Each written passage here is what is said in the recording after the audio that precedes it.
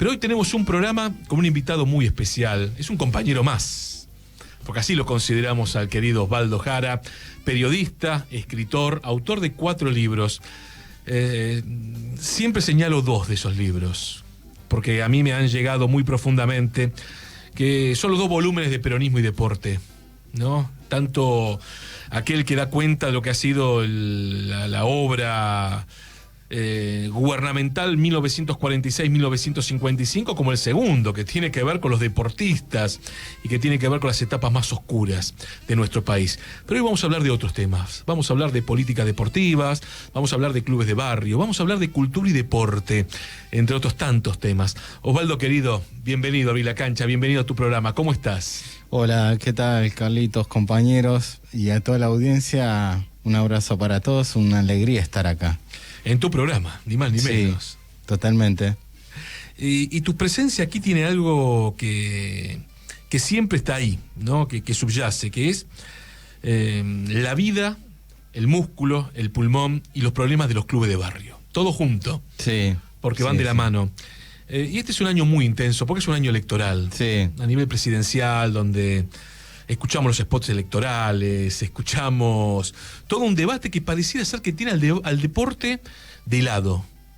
Y a mí me llama poderosamente la atención que en un país donde tenemos miles y miles de clubes, donde tenemos una patria deportiva muy fuerte, muy presente, y no solamente estamos hablando de televidentes, sino de argentinos y argentinas, hombres y mujeres de buena voluntad de otras naciones que son parte de la República Argentina, que son parte de atletas federados o de la vida social de los clubes, que el tema del deporte no sea parte de una agenda política en este 2023. Sí, y diría que impera la pose y no la postura. La pose en el sentido que a lo sumo los dirigentes políticos, los candidatos van a los clubes, a lo sumo darán pecheras con hitos y se van, y no se dan cuenta primero de la verdadera dimensión que tienen los clubes y por extensión la importancia que tiene una política deportiva en nuestro país, que pasan los años, pasan las décadas y no hay registro de eso. Sobre todo sorprende cuando hay historia, porque no se va a construir de cero, porque hay una historia muy importante en donde sobre los cimientos de la comunidad deportiva se planteó un proyecto deportivo, una política de Estado, teniendo en cuenta de que lo importante de una política de Estado es tener en cuenta las organizaciones libres del pueblo, los clubes, las federaciones, la comunidad toda, digamos, y que estamos hablando de peronismo. En la política hace falta hacer peronismo en deporte, y sobre todo hay que mencionarlo y hacérselo recordar a nuestros dirigentes peronistas, que por lo menos en esta faceta me parece que o no han leído o lo han leído y no les interesa. Qué bueno que podamos acá en Abrí la Cancha, primero hablar desde el lugar de mirador, claro, para el oyente, claro, sin dobleces, no te la vendemos cambiada.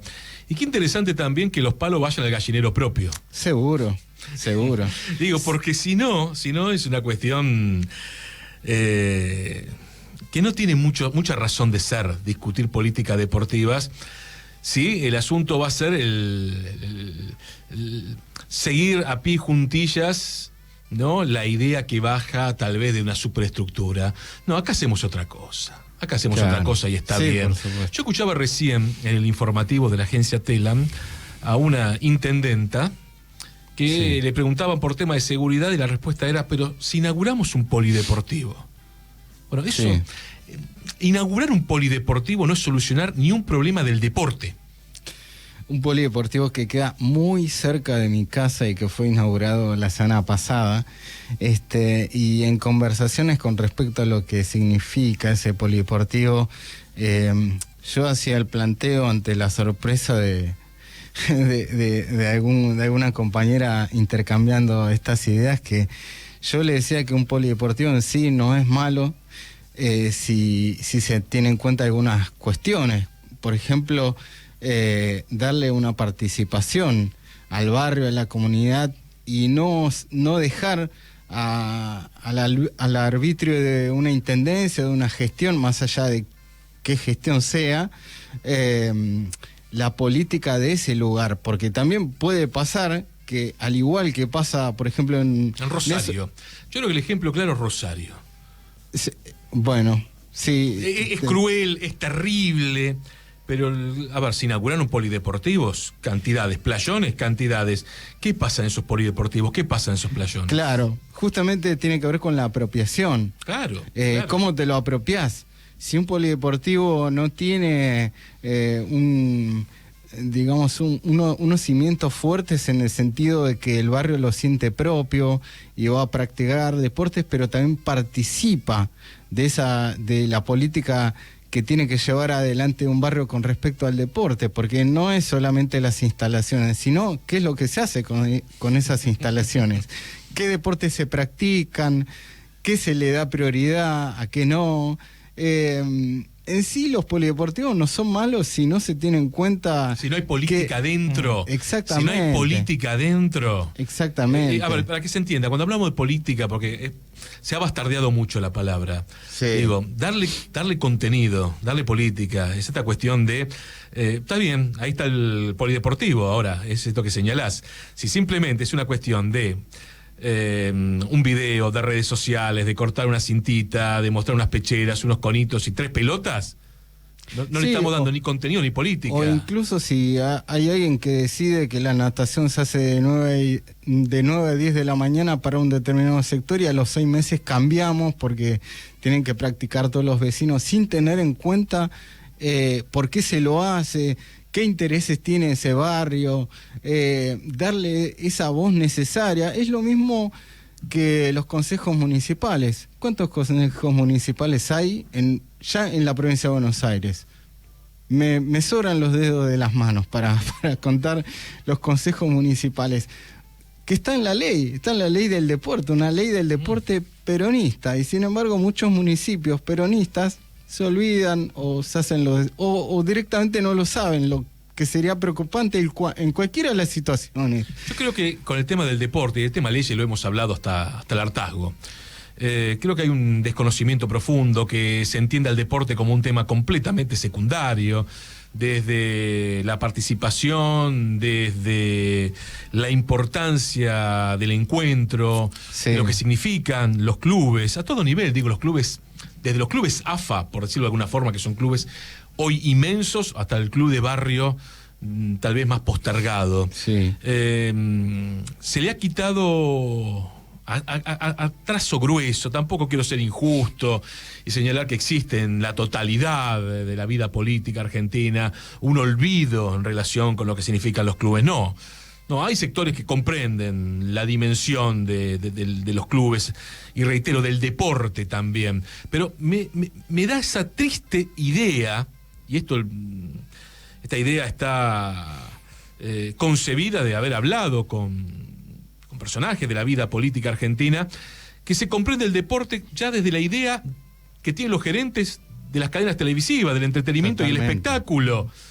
¿No? Esta cuestión, bueno, el deporte es el alto rendimiento, el deporte, nosotros vamos a generar, a ver si podemos que un atleta de mi municipio, de mi provincia, claro, pueda participar, y está muy bien eso, pero qué importante sería que el municipio, que la provincia, ni hablar la nación, genere a través de las leyes que existen, y existen desde 1974, vos nombraste la ley del deporte, sí, ¿no? Sí. La estructura para que la mayor cantidad de habitantes de esta nación puedan ser parte del deporte, en forma anónima, no solamente del alto rendimiento, sino claro, que todos puedan ser parte, a través de las estructuras del deporte, de lo que es un derecho y una obligación casi. Sí, lo que pasa es que la política deportiva se sigue pensando desde la cantidad de medallas que obtienen. Ahora en octubre están los Juegos Panamericanos y se va a señalar como éxito o fracaso de acuerdo al medallero, que Argentina terminó quinto en Lima. Por poner un ejemplo, si termina cuarto va a ser un éxito, si termina séptimo algo va a estar mal, y no es tan solo una variable, no podemos dimensionar una política deportiva en base a la cantidad de medallas, porque si no podemos hacer como los españoles, financiamos a un grupito, y ese grupito que nos saque medallas, y después nos sacamos las fotos, decimos que la política deportiva está bárbara, y después no importa lo que pase con los clubes, no importa si los pibes practican deportes, no importa si hay espacios para practicar deportes, no importa si los clubes son un lugar en donde se lo tenga en cuenta con respecto al necesario reconocimiento que tiene que tener el Estado. Me parece que hay que pensar, y la política deportiva es algo que nunca se ha discutido seriamente, porque también hay que decirlo, la formación del periodista deportivo hace que muchas veces la política deportiva sea... Mala palabra. Sí. Mala palabra. Sí. Ahora, mala palabra, o incorrectamente se tome a la política deportiva en un sentido incorrecto, o por lo menos hay que discutir si es incorrecto. Todos lo toman como algo, digamos, muy claro, que tiene que ver con las medallas. Y esto lo vemos en los Juegos Olímpicos, en los Juegos Panamericanos, en donde aparecen especialistas, entre comillas, y hablan de política deportiva con respecto al medallero. No es así. No, y aparte, acá hay algo más todavía, ¿eh? Bueno, esto lo hemos hablado hasta el hartazgo aquí en La Vila Cancha, en Radiográfica, y tiene que ver con las leyes del deporte. Sí. Y hay muchas leyes. La ley del deporte de 1974, con sus consecutivas actualizaciones, duerme el sueño de los justos. Sí. Sí. Igual que la asignación universal al deporte, la ley de clubes de barrio y de pueblo. Absolutamente olvidados. No solamente están... Pero hay una ley que sí está en plena vigencia. La del ENAR. Que es la ley del Ente Nacional de Alto Rendimiento Deportivo. ¿Por qué? Y porque tiene que ver con los privados. Sí. Digamos las cosas como y además le quitaron la parte que les molestaba, que era el impuesto a la telefonía celular. Que ahora es el Estado el que tiene que establecer, digamos, poner la guita, establecerlo en el presupuesto nacional, y no se ha discutido nunca más. Como así tampoco no se ha discutido si tiene sentido que el ENAR sea co-gobernado por el Comité Olímpico Argentino. Después te traban situaciones como la que ocurrió hace unos meses, un año y pico, cuando... a un certamen en Ecuador de atletismo, el presidente del Comité Olímpico de ese entonces le negó los pasajes a los deportistas argentinos. ¿Qué necesidad tenemos de que nos gobierne un Comité Olímpico Argentino que está en manos de un empresariado que no entiende, o sí entiende, pero tiene otras prioridades? Yo creo que el ENAR, es hora de discutir el ENAR, por ejemplo, quiénes tienen que integrar el ENAR y por qué no se puede ampliar a otros actores. ¿Por qué los clubes de barrio, por ejemplo, no pueden ser una voz en el ENAR? Pero no. El ENAR, para quien no lo sepa, es el Ente Nacional de Alto Rendimiento Deportivo, es un ente conjunto entre la Secretaría de Deportes y el Comité Olímpico Argentino. Sí. Bueno, hay una vieja discusión que data desde la organización, podríamos decir, del deporte en la Argentina, en el cual, sobre todo a partir de 1955, de la mal llamada Revolución Libertadora, la fusiladora, en el cual el deporte argentino queda virtualmente en manos del Comité Olímpico Argentino, y no así de otro tipo de resortes. La Ley del Deporte de 1974 lo que busca en su articulado es, bueno, primero la federalización, la regionalización del deporte, a través de los consejos. De los consejos regionales, claro. Y que el deporte sea regido por los dirigentes del deporte, de las distintas entidades deportivas. Pero me parece que por esta razón duerme el sueño de los justos. Vale la pena recordar el antecedente histórico, que hasta el 55 estaba lo que se llamaba en ese momento la CATCOA, que era el Comité Olímpico Argentino y la Confederación Argentina de Deportes. ¿Qué pasó en el 55 cuando vino la fusiladora? Primero lo que hicieron fue intervenir federaciones deportivas, intervinieron la CATCOA, la separaron, y en el caso de la Confederación Argentina de Deportes fue intervenida. En el caso del Comité Olímpico Argentino amañaron elecciones y se hizo elegir un militar, Huergo, que también había participado en algún juego olímpico, era en esgrima, era militar. ¿Y por qué se había fraguado elecciones en la Confederación en el Comité Olímpico Argentino? Porque para que el Comité Olímpico Argentino y todos los comités nacionales que pertenecían al Comité Olímpico Internacional tenían que tener sus gobiernos democráticos, entre comillas. Y por eso fue que se hizo una especie de ensayo, una farsa, y a partir de esa separación fue el Comité Olímpico Argentino el que tomó las riendas del deporte prácticamente.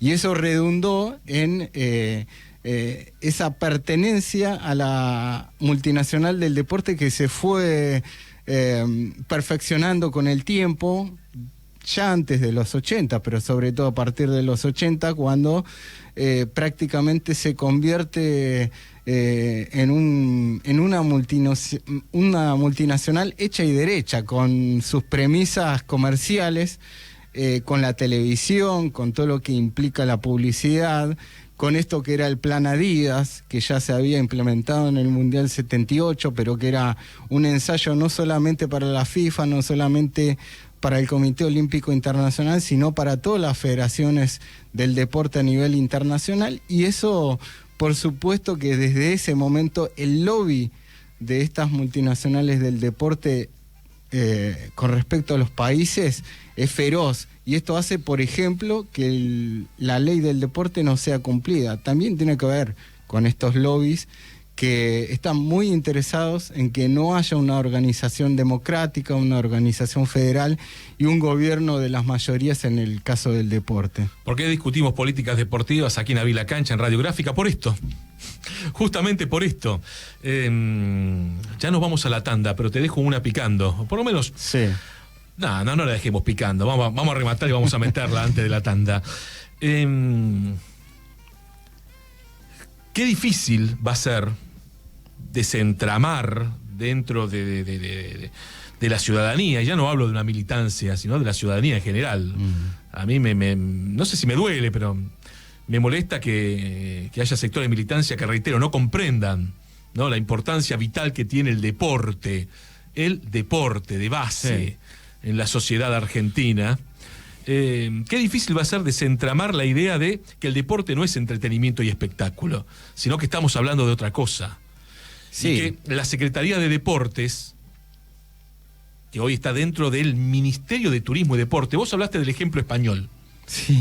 El ejemplo español de Barcelona 92 en adelante, que siempre se lo dio como un ejemplo de éxito, y que en verdad trae aparejado el negocio inmobiliario, la rezonificación de tierras, esta cuestión que tiene que ver, como bien señalabas, ¿no?, de la victoria de las multinacionales y el deporte, y que poco tiene que ver con, tenemos un país donde el 40% de los habitantes la están pasando mal. Sí. ¿Cómo hacemos a través del deporte para generar instancias diferentes? Digo, ¿cómo cuesta meter el debate del deporte dentro de la agenda política? Porque termina siendo que el ministro de Turismo y Deporte es un ex dirigente deportivo. Sí.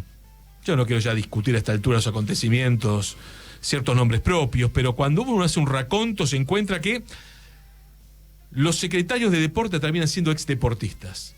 Nunca, por ejemplo, un dirigente deportivo que venga de un club de barrio. Sí. Bueno, y esos deportistas también participaron en el alto nivel y han sido, han estado relacionados con todo lo que tiene que ver con el movimiento olímpico y demás, que digamos en sí no sería malo, el problema es la lógica. Claro, si vos tenés como única lógica el movimiento del Comité Olímpico Internacional, el olimpismo, como se dice, te quedaste tuerto. Totalmente. Por más que pregones de los clubes, que podés tener la mejor voluntad, pero me parece que la cuestión tiene que ver con con lo ideológico, con pensar a los clubes y a las instituciones como organizaciones libres del pueblo. Eso es lo básico, y que son a partir de estas organizaciones libres del pueblo en donde se reconstituye el tejido del deporte nacional, y no al revés. De abajo hacia arriba. De abajo hacia arriba, claro. No de arriba hacia abajo. 17:02, ya nos vamos a la tanda. Hay novedades en Córdoba, Podro. ¿Qué pasa con Talleres Gimnasia? Hubo segundo gol de Talleres. Gerardo Benavides de cabeza otra vez ante un Gimnasia que ya pegó 2 tiros en el travesaño y que no liga nada. Pierde el Lobo en el Kempes 2-0 frente a Talleres. Alguno dirá, gana Talleres en el Kempes frente a Gimnasia. Sí, pasa que ya lo había dicho, no quise repetirlo. No sea malo. Estoy hipnótico con esa camiseta rarísima que está usando el elenco platense en la tarde de hoy. Es un verde, reitero, hipnótico, ¿eh? Esmeralda. Le calza más a Banfield, le digo, O a Sarmiento, ¿por qué no? O Sarmiento, ¿por qué no? Claro. ¿Por qué no? Está Juli Pelliza en la operación técnica. Nos vamos a la tanda, un poquitito de música y seguimos en esta edición lunes de Abrí la Cancha junto al querido Osvaldo Jara. 13 minutos, pasaron de las 17 horas. Continuamos en esta edición lunes de Abrí la Cancha. 12 grados la temperatura invernal aquí en el sur de la ciudad de Buenos Aires. Ahí está Podro observando qué pasa en Córdoba con Talleres Gimnasia. Está ganando la T 2-1 al Lobo Platense. En el José Amalfitani están igualando. 44 minutos de la primera etapa. Vélez y Unión 0-0. En tiro libre al borde del área para Gimnasia Esgrima La Plata. ¿Se anima a relatarlo, Podrosnik, o le estoy pidiendo demasiado? No me animo. ¿Se anima? Me animo. Necesito ver los tiradores, ahora sí. Están, si no veo mal, no es Nacho Miramón. Desde acá no se ve nada. Entonces no relata. Desde acá no se ve nada, no. A ver, déjeme ver. Están Colazo, viene el tiro libre en la barrera, rebote Colazo y nada, al córner la pelota. Pero anulado la jugada, finalmente va a sacar desde abajo el equipo Tallarín. Esto que es el marco de la 26ª y penúltima fecha de este campeonato de primera división. 18:30 Banfield Godoy Cruz, 19:30 Racing Central Córdoba, 20:45 Boca Newell's Old Boys de Rosario. Hoy nos acompaña Osvaldo Jara en este lunes de Abrí la Cancha, hablando de un tema nodal para este programa, para esta radio, que son las políticas deportivas. Y me quedé pensando en algo, ¿no? Algo que vos venís señalando desde hace tiempo, Osvaldo, que tiene que ver con la importancia de sostener el patrimonio del deporte nacional. Sí. Digo, por ejemplo, el CENAR, el Centro Nacional de Alto Rendimiento. Más ahora que nunca, diría, porque digamos, la moneda está al aire y este año puede ser derivar en cualquier cosa, y de gobernar digamos una gestión que tenga en cuenta lo que fue, que tenga algo bastante parecido, una mirada parecida al macrismo. Estamos en un verdadero peligro porque el CENAR, digamos, no hay papeles que digan que es de la nación, tampoco de la ciudad. Y peor sería si la derecha gobierna la nación y la ciudad, porque ahí se pondrían de acuerdo. Pregunta, a ver, Sí. para que quede claro. El CENAR, que está en el barrio de Núñez, Sí. la avenida del Libertador, que es el Centro Nacional de Alto Rendimiento Deportivo. Sí. Si la ley del deporte, reitero, de 1974 se cumpliera a pie juntillas, tendrían que existir 5 CENAR en la República Argentina. Sí, claro. Por zonas, por territorios. Sí. Bueno, como no solamente no se cumple la ley, sino que la Constitución de 1994 en cierto punto provincializa en forma total el deporte. Cada provincia tiene algo parecido a un CENAR, pero no llega a serlo. Claro. Digo, son todos arrebatos provinciales. No hay una cuestión mancomunada de política nacional. Sí, pero en este caso, por ejemplo, en la etapa del macrismo, el proyecto era pasar las tierras del CENAR a la ciudad y que la ciudad lo venda. Y, digamos, en contraprestación, entre comillas, le dan lo que se autodenomina, se llama el Parque Olímpico, que es de menores dimensiones, con una infraestructura menor, y que además no tendría que reemplazarse, porque en todo caso que venga a sumar un lugar en donde se practica alto rendimiento, pero ese era el proyecto, vender las tierras del Senar, que también cerraba vendiendo las tierras del Estadio River, que en una época habían tirado un globo de ensayo para ver cuál era el pensar, cuál era el clima del hincha de River, que hasta el mismo Donofrio lo había planteado incluso. Le había pedido al presidente de aquel entonces, a Mauricio Macri, unas tierras en el límite mismo entre la ciudad y provincia de Buenos Aires para construir lo que sería el supermoderno estadio de River Plate. Bueno, después reculó en chancletas porque no hubo quórum. No hubo quórum, claramente, pero en lo que viene, si cambia el signo político, indudablemente las tierras del Senar y también otros predios del deporte nacional corren peligro porque están sujetos a los proyectos inmobiliarios. Esto no hay que desconocerlo, y me parece que yo no veo de los candidatos de la ciudad, por ejemplo, que tengan en cuenta esto, que no lo adviertan. Mi pregunta es: ¿por qué no lo advierten? ¿Acaso no lo saben? ¿Acaso están informados pero no les interesa?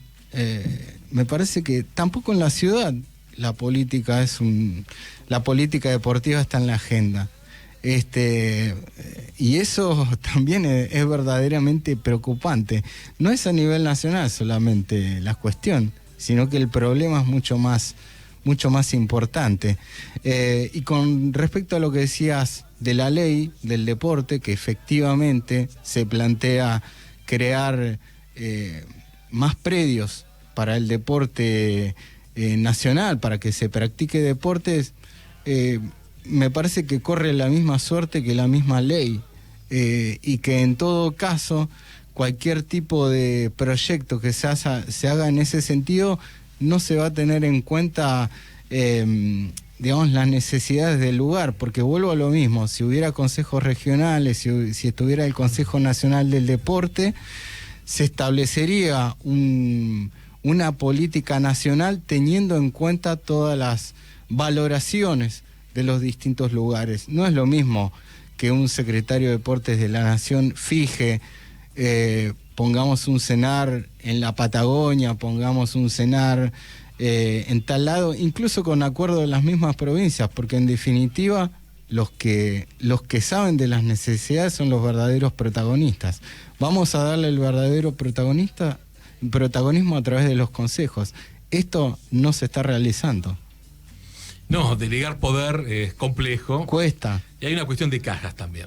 Sí, también, por supuesto. Vamos a decir las cosas como son, si no, la vendemos cambiada. Me quedé con una duda, ¿no? Seguramente algún oyente habrá dicho: che, ¿y el CENAR? Esas hectáreas en Libertador, ¿a quién le pertenecen? Si no le pertenece a la nación, y no le pertenece a la ciudad. Son todos... Están en el limbo. Es un limbo porque hay papeles provisorios. Se podría solucionar con un simple proyecto, un gran proyecto, un proyecto necesario, que es declararlo patrimonio nacional. Bueno, pero no lo declaran, por algo es. Se me ocurre algo, hay muchas presiones. Pero es muy cruel. Se puede decir. Sí, se puede. Se puede. Si es no ingrato. Si no lo decimos nosotros, no lo dice nadie. Claro, es ingrato. ¿No tenemos legisladores que lo puedan hacer? Digo, del campo nacional y popular. No se animan. Yo entiendo que pelear contra la patria inmobiliaria es un problema. Es un tema, pero digo, y yo entiendo también que es inmolar una carrera dentro de la política. Vos fijate que en el caso de la ciudad, por ejemplo, todas las oposiciones siempre son testimoniales, sabiendo que van a perder. Ahora, cuando se tiene que hacer una verdadera oposición sabiendo que le pueden doblar el codo, no lo hacen. Y con el deporte no es la excepción. Entonces, también está un poco la respuesta a por qué siempre se pierde en la ciudad de Buenos Aires y por qué nunca el peronismo es una opción. Son todos progresistas devenidos en liberales, que no tienen una convicción de lo que significa una política deportiva peronista. Yo creo que hay que tomar un poco de coraje en algunas decisiones. Y convicción. Decisiones con coraje necesitan convicción. Y esa convicción puede significar en algunos casos, si no es salir del ruedo político, cierta marginalidad. Y bueno, es el riesgo que se corre. Lo mismo corre para los secretarios de deportes nacionales, provinciales. La gestión puede durar una semana, un día o 4 años, pero hay que hacer lo que hay que hacer. Si no, o en todo caso, si no se puede hacer, denunciarlo. Y me da la sensación de que hay muchas presiones, no se dicen, porque también hay ciertos privilegios que se pierden. Esto es justamente de lo que estamos hablando. Entonces, me parece que si no hay coraje, no hay convicción y también hay conveniencias personales, no estamos hablando de un dirigente como nosotros lo ideamos, lo soñamos. Esos dirigentes tienen que salir de los clubes de barrio, de las sociedades de fomento. La dirigencia política tiene que salir de ahí. Si no, van a salir de la gerencia. Si no, van a ser gerentes. Y en el caso del deporte, que se ha delineado una estructura muy clara en los últimos años, en las últimas décadas, se opone una mirada en donde el deporte no es más que una plataforma comercial para muchos, un lugar en donde los negocios son moneda corrientes y se deja de lado esta idea esencial que tiene el peronismo, es la idea de que el fundamento real es que todos los hombres y mujeres, los niños y niñas, adolescentes, practiquen deporte como un derecho. Se ha olvidado de entender al deporte como un derecho. Me quedé pensando en tantos temas, ¿no? Porque esto que venimos charlando abre un espinel interminable sí. de cuestiones. La pregunta tenía que ver justamente con el patrimonio del deporte nacional, ¿no? Derivó en esto. En algún momento nosotros lo hacemos y reitero, es un orgullo poder hacerlo aquí en la radiográfica, en Abrir la Cancha, pero en algún momento alguien va a tener que parar la pelota, porque si no, le estamos entregando la cultura. El deporte es cultura. Sí. Le estamos entregando la cultura de una nación a los gerentes de unas cuantas empresas del entretenimiento y el espectáculo. Sí. Porque pareciera ser, reitero, que el deporte pasa por la aplicación, por la tele o por el alto rendimiento. Claro. Sí, bueno, digamos, la cultura se deja de lado de parte de los niveles ejecutivos en donde se tienen que tomar decisiones cuando, por ejemplo, se permite los avances de los gerenciamientos en los clubes y no hay un avance, no hay un freno ante ese avance. Ese freno es la ley de clubes, la 27.098, que no la cumplen, no la quieren cumplir, que hay presiones para que no se haga efectiva, hay conveniencias para que no se haga efectiva. Entonces, me parece que cuando el deporte es manejado desde las altas esferas, sin provenir de las instituciones, de los clubes o de las federaciones mismas, es muy difícil. Hay que dejar de pensar de que los secretarios de deportes tienen que ser deportistas. Los dirigentes... Es lo más sencillo. Es que los dirigentes son adrede. Se ha puesto como de moda esto de que los dirigentes son mala palabra. Entonces, claro, cuando la dirigencia es mala palabra, después te habilitan a hacer estas cosas, a nombrar a ciertos personajes que no han vivido la dirigencia, que no son dirigentes y se transforman en eso que ellos critican, dirigentes, pero tienen otra lógica, otro sentido. Y te agrego el tema de la destrucción no solo de la palabra dirigencia, sino de la palabra política. Claro, políticas, totalmente. Claro, políticas del deporte, políticas del Estado, la han vilipendiado Y lo peor de todo es que nos han convertido en personajes, o nos quisieron convertir a muchos de nosotros en personajes apolíticos, cuando no podemos dejar de serlo nunca. Totalmente. Entonces, totalmente no podemos encontrar el faro para divisar lo que decía tanto Carlos como vos, lo que es el deporte dentro de una sociedad conformada, más allá de una medalla o de una competencia. La medalla o la competencia, sobre todo la medalla, es parte de un orgullo de la punta del Everest. Claro, que es el alto rendimiento. Hay que remarcar justamente eso, no es que los peronistas renegamos a obtener medallas, sino simplemente decimos no es el todo, sino que es parte de una política deportiva, como lo ha sido el peronismo. En la década del 40... Algún oyente te debe estar diciendo en este momento, Osvaldo, che, vos hablás de peronismo, pero está gobernando el peronismo. Bueno, precisamente desde hace mucho tiempo... Me acabo de poner en abogado del diablo de una forma cruel, y lo admito. Pues que decimos desde hace mucho tiempo de que el peronismo en el deporte ha estado ausente desde hace mucho tiempo. Y que eso es lo que a uno le hace mucho ruido. ¿Cómo con una historia como la del peronismo, con un camino en donde también implicó muchas persecuciones, porque no ha sido gratuito? Hubo muchas persecuciones a dirigentes, a deportistas que tenían una mirada peronista al deporte, Mari Terán de Güell, los hermanos Galimi.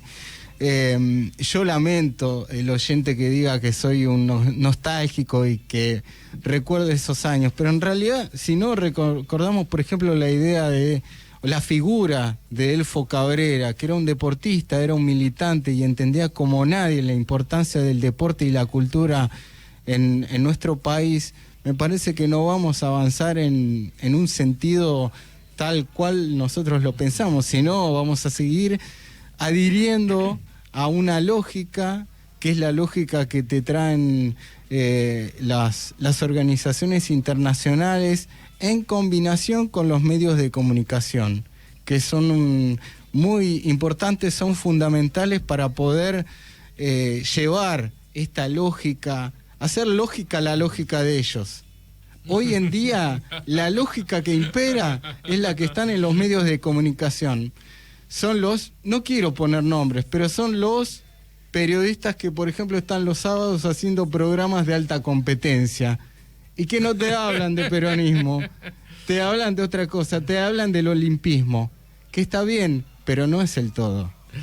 Estamos acá junto a Osvaldo Jara, peronista el hombre, por si no se dio cuenta, autor de 4 libros. El primero es Cultura Deportiva Argentina, de Ediciones Fabro. Sí. Luego vino Peronismo y Deporte. Sí, la primera parte, después la segunda parte, Peronismo y Deporte, recordando a nuestros deportistas perseguidos, que nuestro país tiene una triste historia en ese sentido y que hay que recalcarlo en todo momento.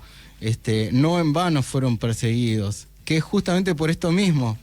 No hay que creer que fueron perseguidos por una cuestión de azar. Fueron perseguidos por esto, porque los que fueron perseguidos fueron por abonar a la cultura peronista del deporte. Los del 50, los del 70, los compañeros desaparecidos que entendían el deporte de una manera si no eran peronistas, tenían una mirada parecida en el campo del peronismo, porque en los 70 hubo desaparecidos compañeros peronistas y también compañeros que no eran peronistas, pero entre otras cosas eran hombres y mujeres que soñaban, que tenían inquietudes y que pensaban, entre otras cosas, al deporte como un deporte, un lugar en donde todos tenían que ser partícipes de esa cultura. Bueno, por algo fueron borrados de la historia y por algo no son mencionados. Te hago una pequeña corrección. A ver. Chiquitita. Sí, por supuesto. No fueron borrados de la historia. Fueron borrados de este plano terrenal. No de la historia. No de la historia. Lo que pasa es que la historia. Lo que pasa es que a la historia hay que contarla. No, claro. Si no la contamos nosotros, no la cuenta nadie. Y hay que ser honestos. Somos un grupito muy chiquito Y después vemos que en la literatura deportiva cada uno tiene derecho a escribir y contar lo que quiera, eso lo recalco y hasta lo apoyo, pero hay que decir que si uno recorre la literatura deportiva, difícilmente se encuentra con esta mirada. Solamente Víctor Lupo, vos, Carlitos, y bueno... Bueno, no importa. ¿Cuántos somos? Un selecto grupo. Bueno, no lo hago como autorreferencia, sino digo que la historia hay que empezar a contarla y hay que empezar a abrir nuevos caminos y nuevas investigaciones. Por eso me parece que somos un espacio muy chiquito con respecto a todo lo que existe y no se cuenta. Hay que dejar de almibarar algunas cosas, hay que discutir otras, hay que darle dimensión al tiempo. Y creo que acá subyace algo, quiero remarcarlo, que es la cultura. Y comprender el deporte como cultura. Sí. Porque, disculpen que sea insistente con esta idea de... Y no la veo mal que exista el entretenimiento y el espectáculo. Me parece muy bien. Me parece fantástico. No estoy en contra... ¿no? El fútbol profesional claro. Es una industria cultural, esto lo voy a repetir una y otra vez, los clubes son industrias culturales y parte de esa industria cultural, lo charlábamos fuera del aire, con el ejemplo Fútbol para Todos, sí. que toda la discusión era en relación con el grupo Clarín, con la posibilidad de ver el fútbol gratuito, y yo señalo, no se avivaron que Fútbol para Todos significó una inyección de dinero en una gran cantidad de clubes acostumbrados a tener pelusa en los bolsillos. Sí. Y que no se contrataron 9 solamente, no se contrató un buen arquero en los clubes, sino que se hicieron obras que significaron que el patrimonio institucional de muchos clubes, en este caso AFA, yo lo veo desde la cantidad de trabajadores que pasaron, sacando el fútbol profesional a tener 6, 7 trabajadores, tal vez unos cuantos más en relación de monotributistas, a tener estructuras de 100 trabajadores o más. Claro. Digo, ¿y por qué la política no vio eso? ¿Por qué no? Digo, teniéndolo al alcance de la mano, yo tengo mis respuestas. Pero simplemente señalo esto. Señalo que el deporte también es todo esto. Sí, y si claro. se lo mira con el ojo tuerto, y bueno, ¿qué querés que te diga? No vas a ver un montón de cuestiones que hay alrededor de nuestros clubes. Pero nos quedan muy poquititos, Osvaldo, sí. porque ahí tenemos algunas cositas más de aquí hasta las 6 de la tarde. Podro se muere por hablar del Mundial Femenino, de lo que fue la presentación de Argentina esta madrugada frente a Italia. Yo quería volver al concepto de cultura, sí. del deporte y la cultura.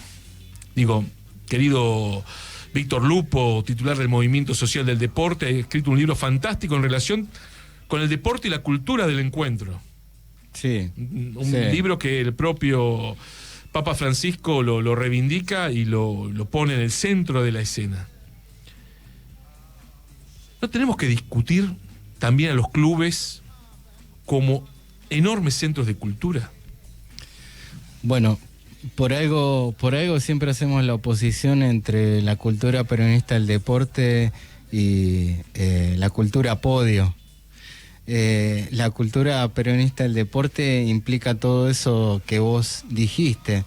El deporte no es un compartimento estanco que se puede diferenciar del hacer cultural, porque precisamente es un hacer del pueblo, es una manifestación que tiene que ver con de alguna forma conformar una identidad. Cuando uno practica deporte, cuando uno va a un club de barrio, está generando esa identidad que es también multidimensional. No se puede decir la identidad en un solo sentido. Hay una identidad que de alguna manera explota y se manifiesta en distintas cosas. Es vital, es completamente vital. Pero que tiene su sentido y tiene su eje en el hacer barrial, en la identidad de un barrio. Los clubes de barrio por eso son tan importantes, porque conforman la identidad de un barrio y y transita una historia urbana, una historia cultural, una historia también política. También me gustaría cruzar esto de la cultura con la política, porque no se puede entender lo cultural sin lo político. Y justamente eso es ¿cuál es la negación? La cultura podio.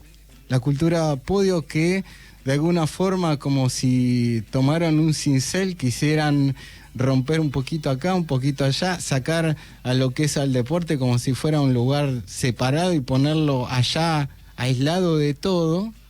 Eso es justamente lo que nosotros tenemos que evitar, lo que tenemos que permanentemente fogonear, marcar, debatir, de que el deporte es cultura, y esa cultura se manifiesta en los hombres y mujeres que participan de la comunidad deportiva, que está en un barrio, que está en una localidad, que se manifiesta como expresión popular, que eso también es muy importante. La expresión popular y el deporte es vital. Si no existiría expresión popular, el deporte tendría otro sentido, sería otra cosa. Entonces me parece que cuando hablamos de lo cultural, estamos hablando de un montón de cosas.